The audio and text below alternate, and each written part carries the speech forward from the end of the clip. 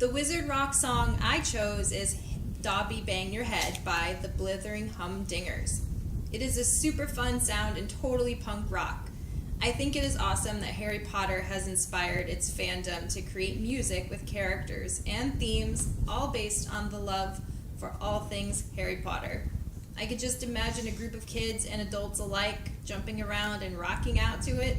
It is a great Harry Potter party anthem that all ages can relate to. This is Potter Watch, a podcast inspired by the magical power of literature to bring out the humanity in all of us.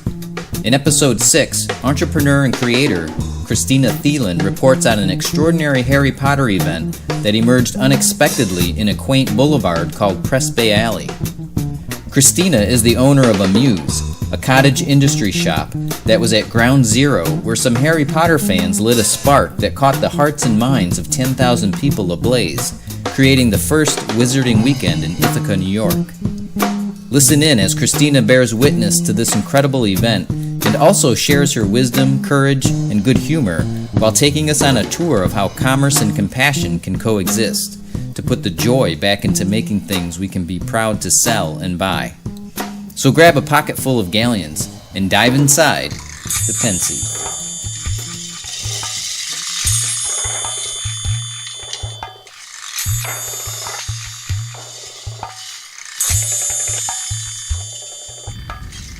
Alright, I'd like to introduce our next special guest for episode 6, Kristina Thelen from Ithaca, New York, owner of Amuse Modern Cottage Industry. Yeah. All right. Kristina, welcome to Potter Hi, Watch. thank you. Thank you for having me. You're welcome. So, Kristina, I heard that there was quite an event here in Ithaca last year around Halloween. Yes, yeah. It was actually on Halloween Day. On Halloween Day. Which we couldn't have planned it better if we tried. Yeah. That was a very happy coincidence. Yeah. We actually were intending to have it be just a small Harry Potter themed event. We've mentioned for some time now that our alley is very much like the main street in the Harry Potter, wizard world. Diagon Alley, and people have, kind of made those like, oh, this is like Diagon Alley. That's alley, in that it's small. It's got a sense of old world charm simply from the size, even though it's a very modern, actually, aesthetic. And one of the homeschooling people here in Ithaca mentioned that they would really like us to do a Harry Potter themed event for the homeschoolers during Halloween last year. And it would basically entail us shopkeepers dressing up in a Harry Potter character, renaming our shop a shop from Diagon Alley for just the day, and hand out candy, and that was going to be it. So we said, yeah, sure. And then we decided to make an actual event for it. And then Darlene, the owner of Life's So Sweet Chocolates there in the alley, did make the event post for it, and again, not intending to cause any kind of frenzy, but just to make some local people potentially be like, oh, we should go check that out, and maybe dress in a costume too, because it was going to be on Halloween Day. So it started out as innocently as that. And we didn't know, but one of the local journalists who has her ear to the ground of the Potter world. She's an extreme Harry Potter fan. She caught wind of it and immediately shared it with all of the Potter fans at Ithaca College and at Cornell. No idea. We were totally unaware of these things. We didn't realize the intense emotions everybody felt about it at that point. And instantly it just went crazy. Everybody that evening, in a matter of hours, it was shared between thousands of people, and then 2 days later it was so viral that MTV shared it. Zooey Deschanel's blog post called Hello Giggles shared it, And those are things that we're used to seeing in our news feeds that say things about Kim Kardashian and Kanye West. We were very shocked that they would be mentioning little old us in little old Ithaca. So it was very exciting, but also so frightening because it was not the scale that we were intending to incite. Did you end up with a final number of 10,000, at least 10,000 people. Okay, pause for a minute, and if you wouldn't mind telling us a little bit more about yourself and Amuse and. Sure. Yeah. So Amuse has been open for 2 years now, and we're in Press Bay Alley, and it's a small gift shop based on people who sell and make through Etsy. So it's essentially Etsy in a store. And not everything is handmade. Some things are made by machine, but everything is made in the USA. It's really important to me to showcase designers and makers who are creating something domestically and things that are different and modern and vibrant. And I tell people, this isn't your grandma's craft store. It's very crafty. But I really want to show people the modern view of the crafter, and people aren't even referred to as crafters anymore these days. They're referred to as makers. So I always refer to the people in my store as fellow makers. I make things as well in my store. Everything that I try to showcase is vibrant and brightly colored, and I want it to excite people and inspire people and make people smile. And everything is an affordable price. Everything is less than $50 in the store. I have very few $50 items. So it should be pretty easy to come and pick up something nice for yourself or people you love. It should be just a lark. It should be fun. It should be amusing to stop by the store. Yeah. And you're in Press Bay Alley, which could you describe that a bit for our listeners? Basically it was a storage facility for the Ithaca Journal. It was built in 1994. It's basically a cinder block building with really high ceilings that was previously just metal coil roll top doors, and the back of the building was covered in ivy, which was kind of pretty but also made it very much disappear. Nobody ever noticed that building previously. And it's got a very narrow profile, but it is situated kind of opposite from the way other businesses are situated on the Commons, where it's a really skinny front opening and then it's very deep. Ours is like a very, narrow front and very wide. So you can really see inside all of our spaces very easily, and it's made even more easily accessible to the eyes by it being completely glass front roll top doors, to get lots of natural light and to make the spaces feel a lot bigger than they actually are, but then also to have it be able to go out, bring things outside and have it be an even bigger space for festivals and things that are happening during nice weather. So it's a very pleasant place to be now, and there's strings of lights across the top of it to make it feel more like a room, like you're in a room. And we have seating outside. You can come enjoy the sunshine, and it's just small enough that you feel like you're having a comfortable, casual, cozy experience. And then it's also just big enough that we can have events and fun things happen in the alley, and it doesn't feel too cramped.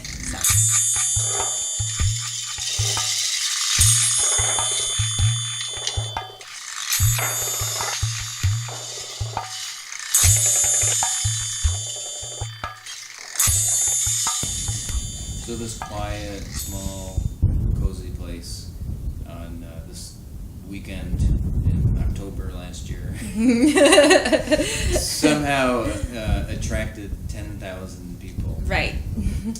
Unbeknownst to the shop owners. Right. I really chalk it up to Harry Potter just being an amazing beacon of hope and light and love to so many people.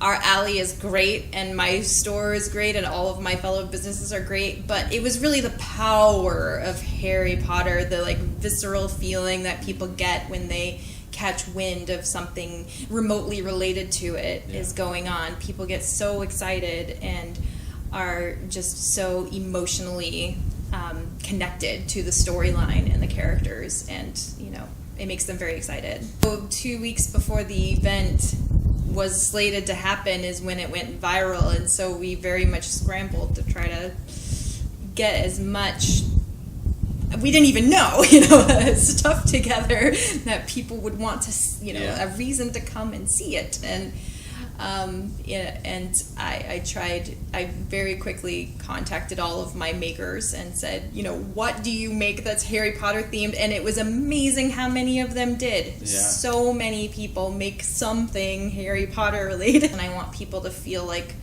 really, like we captured the essence of Diagon Alley, and that we, had the things that you would be buying before you went to the wizarding school in Diagon Alley. That was, the kind of like, I want to have robes, and I want to have hats, and I want to have, what can I get done in 2 weeks?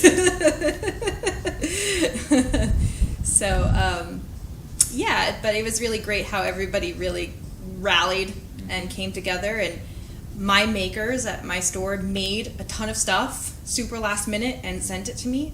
Our community here made a ton of stuff, sent, so people who are not right.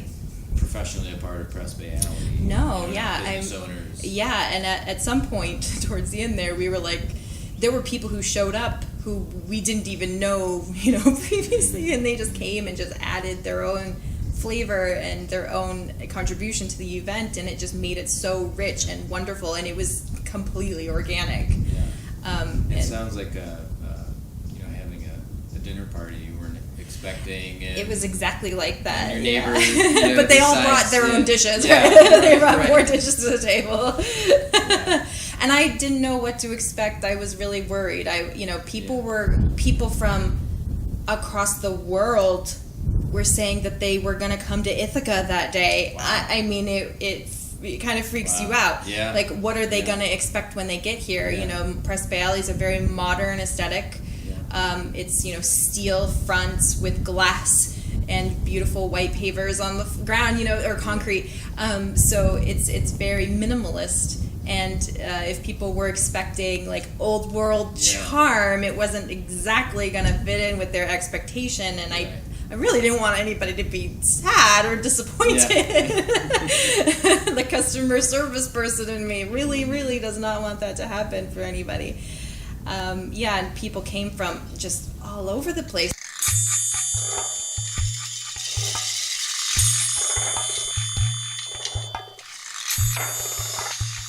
There was thousands of people in a very small space and in our downtown, and everybody was so nice and generous and excited and downright grateful. I felt like people were like, thank you for letting us be this way today. I felt like thanks for giving us the space to, experience this. And that is very special. People were so genuine and excited, and just really were coming to enjoy themselves and not looking to just get as much stuff as they could necessarily. It was like a different mentality. Sure. I felt very different. Looking back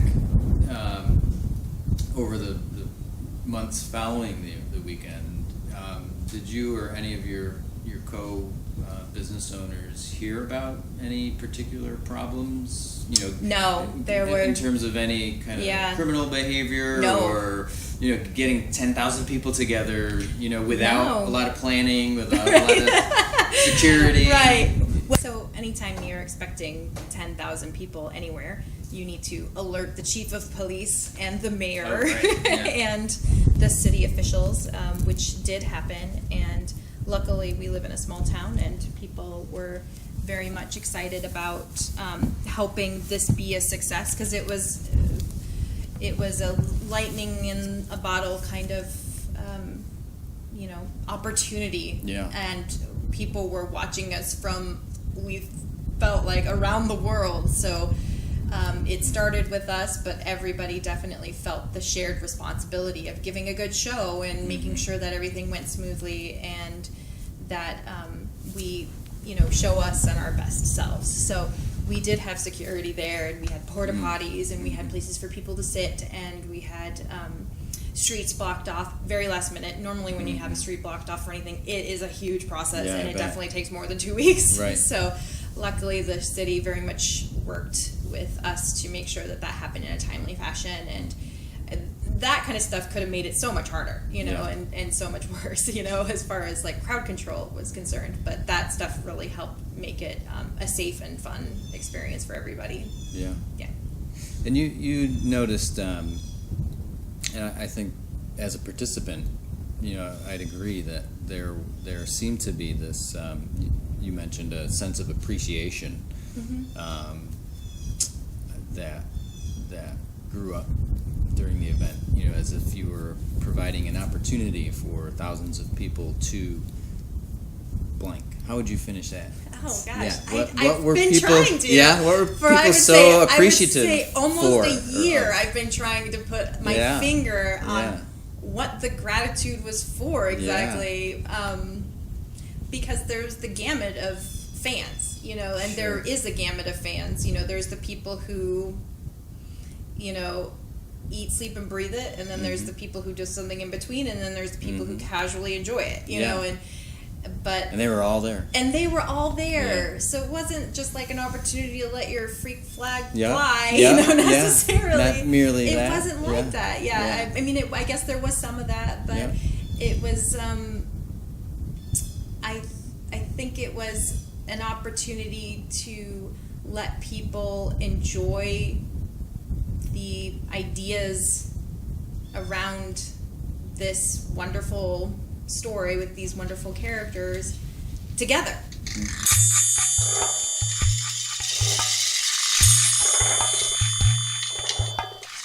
I guess it's as simple as that.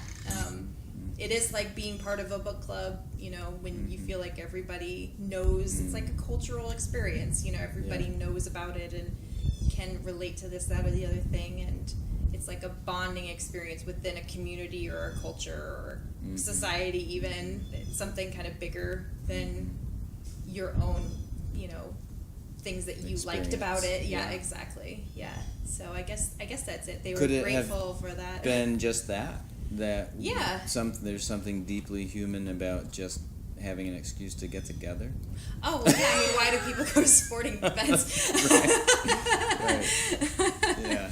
Yeah, I mean, there's something about being in the same. Why do people go to a movie theater too? Like, you do enjoy seeing a movie on a big screen, but you also like laughing along with other people, even people that you don't know. It is a shared experience, and humans enjoy that. Yeah, and so many people, going back to the dinner party analogy, so many people wanted to participate and help out and provide something. Yeah. And then, it was okay to not have a dish to bring. You could also just, if you don't have anything, just show up. Yeah. It was that seemed to be in the air as well. And I sold out of wands pretty much immediately, after the event started, and people had gone to the woods before the event had started and gathered sticks and were handing them out to children that they would see that didn't already have their own wand, and that kind of stuff is just so incredibly heartwarming. Yeah. And how often does something like that happen? Yeah. It's a kind of rare. It is. You mentioned, the ideas of the Harry Potter story, or the ideas that are in the Harry Potter story, were perhaps part of what brought these people together. What's one of those ideas that floats up right now as you reflect on? I always see Harry Potter as being very, very deeply based in love. The love of Harry's parents for him, and their sacrifice for him, and Voldemort's deep, sinister nature being rooted in his lack of love, and that's, I think, a hugely powerful message in a society and a culture that I think is so, positive, and I'm excited that people find such a connectivity to it. But for me, that's yeah. And Harry Potter's friends are willing to sacrifice themselves for their friendships, their friendship with Harry, and they don't have to, but they do. Yeah. That's love. And no one had to go out and get a costume on or go create an event for this wizarding weekend. Right. There was this small group of business owners who maybe had to, in a way. It was their idea, so they didn't even have to. They were saying, we want to. But then so many other people participated who didn't have to. Yes. Who were motivated to connect. Yes. I thought it was interesting how many people came as Dobby, too, and they really connect to the unconditional love of Dobby as well. I just see love as being the most powerful theme of the Harry Potter storyline. Yeah. Does love, this is not a loaded question, but it's... What's that? Conquer all. I thought you were going to say love conquer all. No, well, I was going to say I'm setting you up for an answer. Okay. Because I want to get back to Amuse. Oh, okay. A bit, because I'm blown away by the little you've shared about some of what I would say would be the love that goes into conceptualizing a business like Amuse. Yeah. And I'm also looking for a way to segue to Voldemort's Corner. Great. So let's do it. You ready to go there? Yeah. Okay. Oh yeah. Frustrations of a young man. Oh yeah. Frustrations of a young man. Oh yeah. Frustrations of a young man. Oh yeah. Frustrations of a young man. When we reach adulthood, we humans spend much of our time in the world of work and in travel to and from work. For many of us, we participate directly or indirectly in the marketplace, where our economic system plays out its everyday functions. Does the way we buy, sell, make, and distribute goods and services shape our brain? In Culture in Mind, by anthropologist Brad Shore, published by the Oxford University Press in 1996, Brad uses insights from anthropology and psychology to describe and explain how culture shapes the brain from an outside-in perspective and back again. At birth, our brains weigh only 25% of what the adult brain weighs. Unlike any animal, even chimpanzees, who weigh in at 45% in infancy, Mother Nature allows us time to interact with the environment we are born into as we grow neurons that will determine unconscious patterns of thinking and perceiving. While we can't get out from under our own perspective to find absolute truth, being aware of how our environment and neurological models in the brain filter and shape our senses and determine our beliefs can help us avoid buying into false realisms. This fascinating peek into the challenging topic of culture is inspiring as we all challenge ourselves to rethink how business gets done in the world and what has to be when it comes to tough choices in the marketplace. But don't just take my word for it. Give it a read and join what has become a brand new field of cognition and culture. Oh yeah. Frustrations of a young man. So we're there. Okay, here we are. Let's take that idea of love and throw in commerce. Yeah. And I'm going to set you loose. Wow. What can you say about Where to love? start? Is there anything to say these days about love and commerce and Amuse and small town Ithaca? Love needs to be completely central to commerce. Yeah. Yeah, I think a lot of love has been taken out of commerce, and it's been to the detriment of many things. People lose their skill sets when they don't create out of love. People lose their livelihoods when they're not able to provide for their family, making things that they love to make and having small businesses, and How do people lose their skill sets when they don't if create you're out of not love? creating, you lose those skills, and they're lost over time. If there's a lot less people making things with leather, for instance, those skills and those techniques of how to go about that process get lost. What are people doing to make money if they're not creating? Perhaps aren't being able to, or aren't choosing to use that side of themselves, and they're maybe doing something a little bit more mechanic. I think creating and making things and being an artisan and a maker is a different part of a person's soul and a different part of your mind, and it challenges you on many different levels.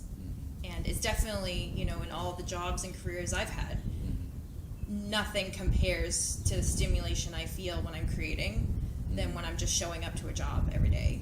No matter how challenging that job is, it doesn't bring about the things in me that creating does. It just doesn't. It's like a different mechanism for me. Does that involve being more stimulated than maybe a more mechanical, does a mechanical way lack stimulation? Yes, because if you feel compelled to make something out of love, you don't give up, for one thing. When you're creating, you are very adamant about making yourself and your voice known in this medium, and you will do it over and over and over again until you achieve it. It's something inside of you. It's a voice that's trying to get out. And if you don't have to do it, or if you don't have time to do it, or you're not allowed to do it, that never develops. That doesn't, or not in that way, at least. It doesn't come to fruition if you don't work on it, and aren't allowed to work on it or have space to work on it. So it's very central to. So there's something motivating and urgent about it's urgent. Creativity that's Yes. not Yes. oppressive, though. It's not a. It can be. Okay. Maybe I'm judging too much. It can be a little compulsive, Yeah, sure. yeah. Yeah, I'm not gonna lie about that. Yeah. But But your it's voice. a sense of expression. Yeah.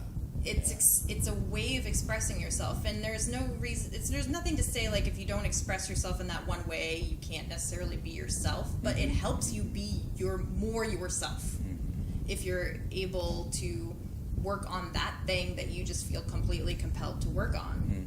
And if you're showing up to an office job every day, but you really want to be creating some kind of design, you're not feeding that part, and then that part can slowly die or get lost, Yeah. So it's important to keep that alive in people in general, in society. It's very important. Art is very important in creating for that very reason. Oh yeah, frustrations of a young man. Oh yeah, frustrations of a young man. And at Amuse, it's not merely art. Right. For art's sake, it's also commerce. Can you describe a little bit more about the whole cottage industry idea Sure. and the contemporary version of that? Yeah.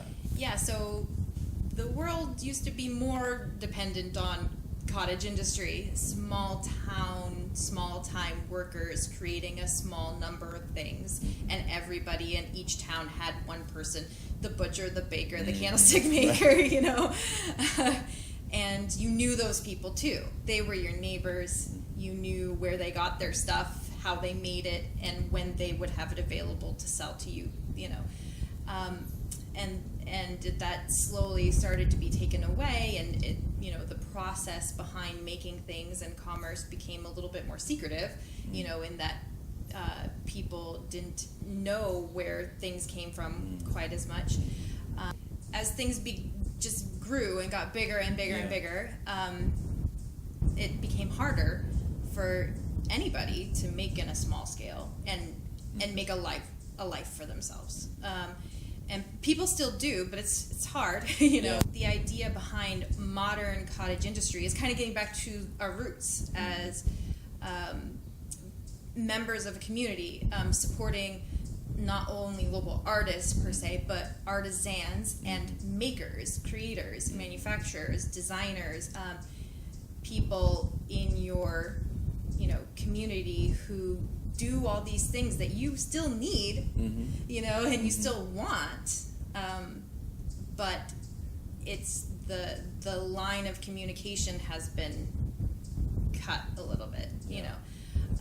Drawing attention again to the fact that these people still exist, you know, that these people are still doing these things, but it's harder to find them now, or even realize that their stuff is really just as good as the plant manufactured things that are in China, or better. Kind of reminding people, like, our stuff is good too, you know. Right. So cottage industry is about small scale production, but then that also helps you know the stream of production, you know, where the things were sourced, how they were made, in what conditions they were made in, and, you know, where they're sold and bought at a community level. You know, I think of, like, maybe, you know, Mr. Rogers, you know, and on that show they would intentionally show you where things came from, and which was interesting, and but I didn't think of this other way of looking at that, of the secretive part, that you know, nowadays when we talk about you know, buying things that came from companies that treat their workers well, you know, that there's another aspect to not knowing where things come from, because there may be things going on in those businesses. There's a lack of transparency. Because it's not happening just down your street anymore. It's happening much farther away, and in even a totally different community and a totally different culture. And maybe they're treated well, and maybe they aren't. And maybe maybe you're being told they're treated well, but they actually aren't. It's difficult. It becomes so much harder to police and to know for sure, you know, if what you're supporting is good for the people who it's, you know, who are working on these things and doing these things and are a part of it. Oh yeah, frustrations of a young man. Oh yeah, frustrations of a young man. Can you imagine Voldemort opening up a shop in Press Bay Alley? No, not be very welcome. I could totally see him trying, because that's his personality, right? What would he sell? Oh, I don't know. I don't know that he would sell, because we're so small, and he's kind of he's a world domination kind of guy, you know, so I don't know if he would just plow it and make it a parking lot, you know. It's a totally viable...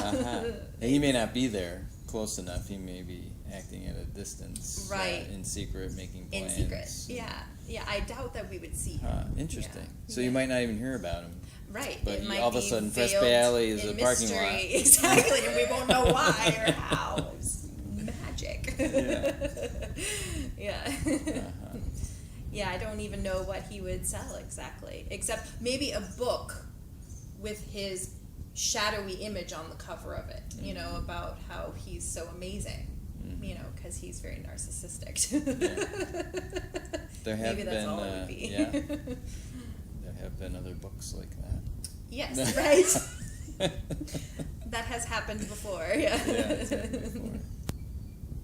Yeah, I think it's important to know where things come from and why people make the things that they make. And it's important to try, if you can, you know, to have a venue. I feel like what I do is important. I think it's important to have a venue to show people that you can support these people in a fairly easy and even fun way, which is why I called it a muse and not, you better shop here if you're a good person. You know? Right. I called Tell it me more about yeah. that, because that Yeah. is, I think that's fascinating. Yeah, I do too. I like Thank that. you. Yeah. I like that distinction. Yeah. Because any belief, I think, can become oppressive and yeah. a turn off if Yes. at a minimum, if not Right. harmful. If it doesn't come from a place of joy Yeah. and love, it's Uh-huh. gonna.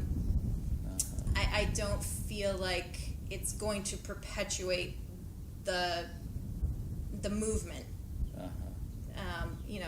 For any movement, for that matter. I'll just label it as a blanket statement. Yeah.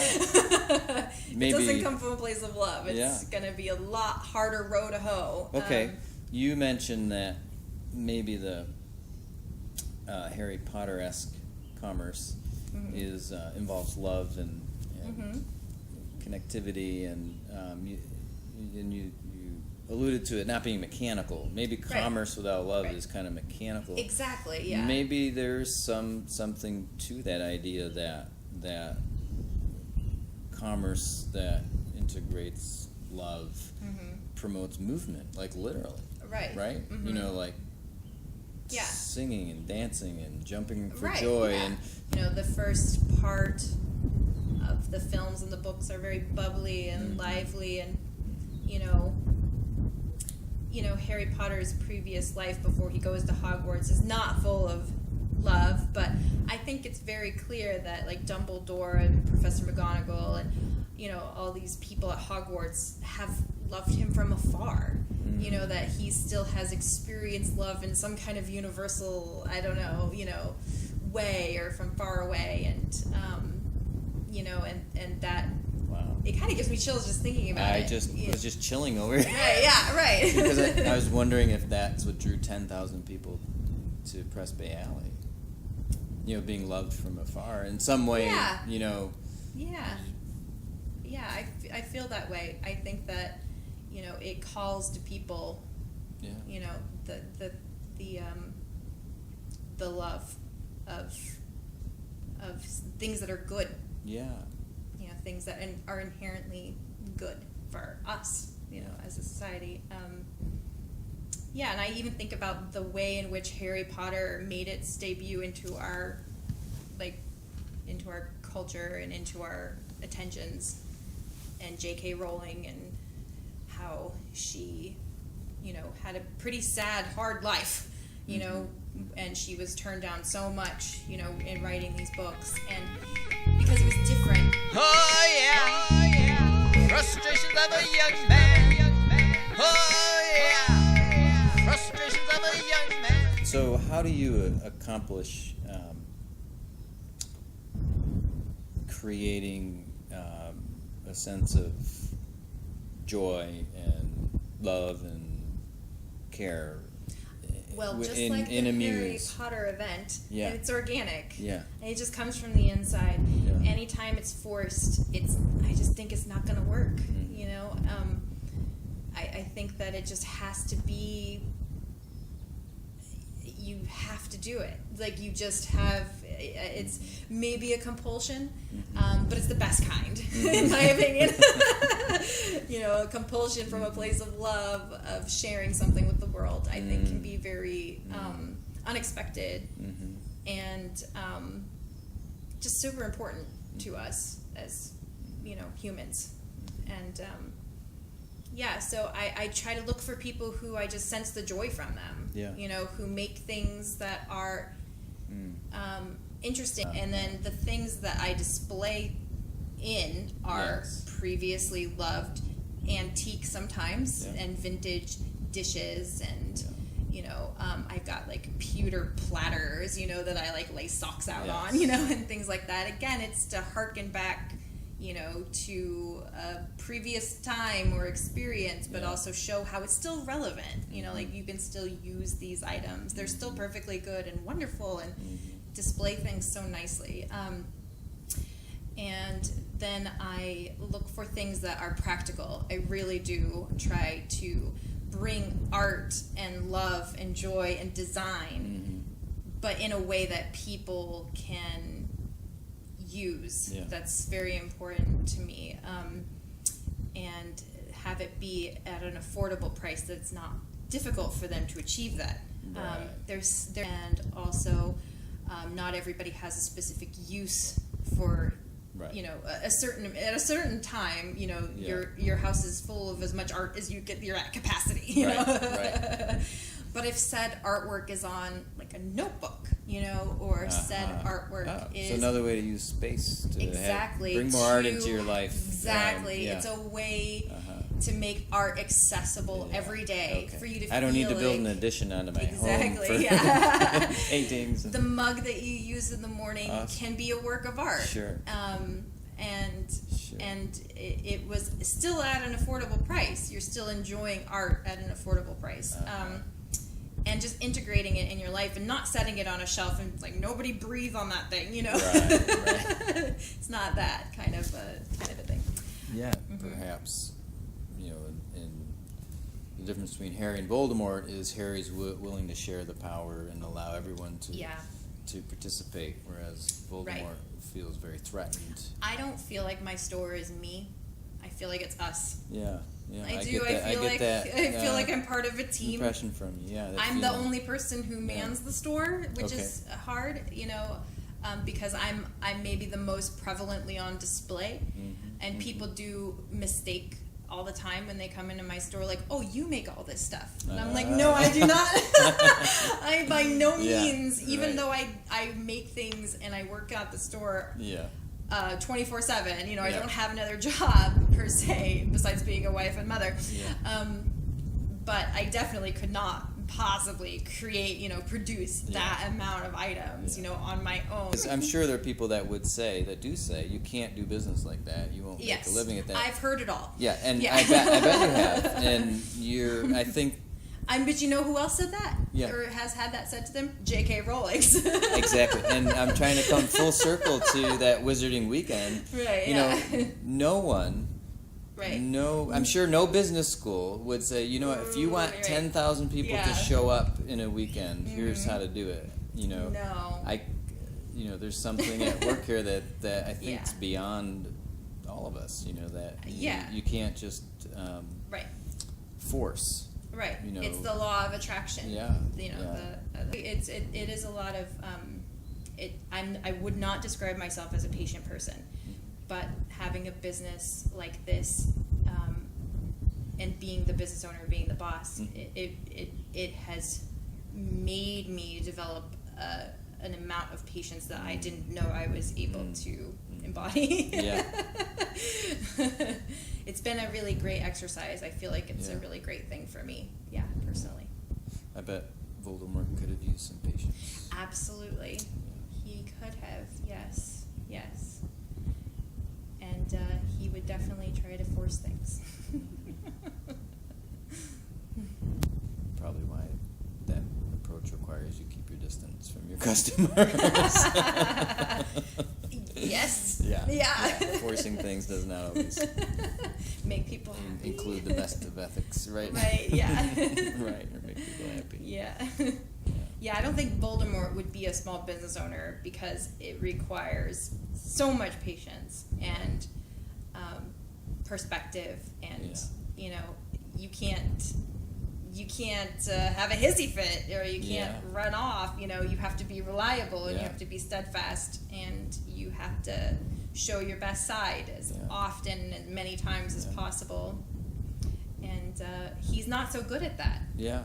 That's one of the things I enjoyed in the newest Star Wars film. Yes. Kylo Ren has some hissy fits that we didn't see Darth Vader having, Yes. but I think are maybe a little more I true love to that about him. Yeah, right? I did. Yeah. When I saw that, I was like, that's accurate. Yeah, that's right.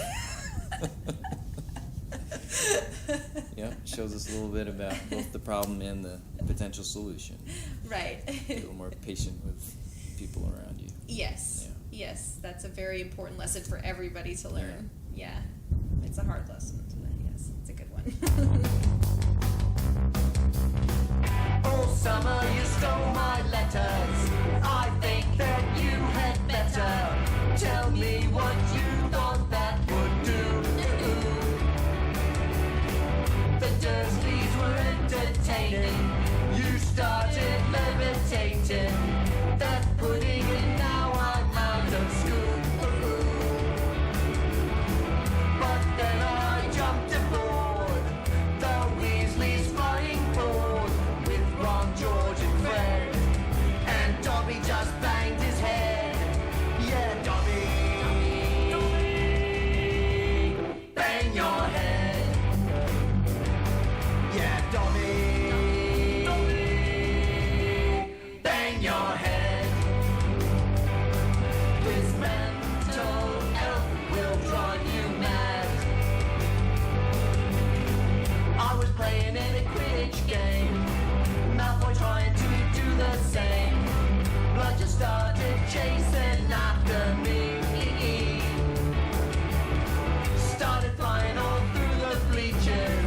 something burning. Hey, it's a teacher. What you doing, Miss Hermione?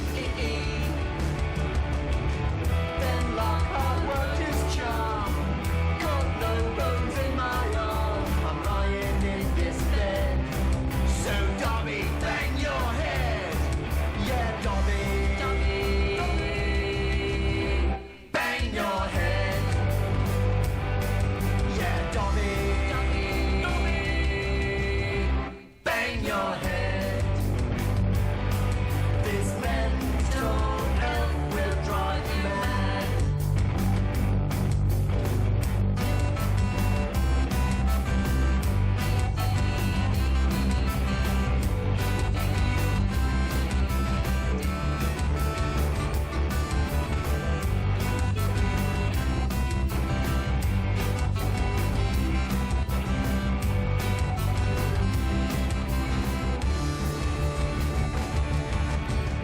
Then we got in a fix, done in by Bellatrix, and now that Dommy's dead, it's hard to bang his head. So, I just sort of hit it with a stick, or grab it by the ear and bang it against the wall. But it's really starting to smell. Maybe I should soak it in some bleach. Or that would just be tasteless. Wouldn't do that. Now I'm a wizard rock star. Drums, bass, electric guitar. And Dobby's gone, but that's okay. I know his spirit lives on. Rocks out with me and Ron. He helps us rock the night away. 'Cause when I play each show, he's there in the front row, rocking to books he's read and banging his head. Yeah, Dobby,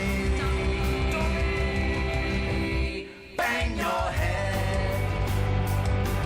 Yeah, Dobby, bang your head. This mental health will drive you mad. This mental health will drive you mad. This mental health will drive you mad. Oh, it's always Dobby this and Dobby that. Dobby. Dobby had to iron his hands. Oh, poor Dobby. What about us? What about our precious? Where's our precious? Oh, stupid Dobby. We hate Dobby. What spell does Professor Lockhart use to round up the Cornish pixies in the Defense Against the Dark Arts class in Book 2, The Chamber of Secrets? Be one of the first 10 right answers, and we'll send you a free Potter Watch button. Just send us the spell at potterwatchmail@gmail.com. If you want to be a part of Press Bay Alley's second annual Wizarding Weekend, come on out to Ithaca, New York, October 28th through 30th. You can also learn more about Kristina Thelen's cottage industry shop, Amuse, at ithacaIsamusing.com. Potter Watch is a fan podcast for fans produced in Ithaca, New York by Tony Catraccia.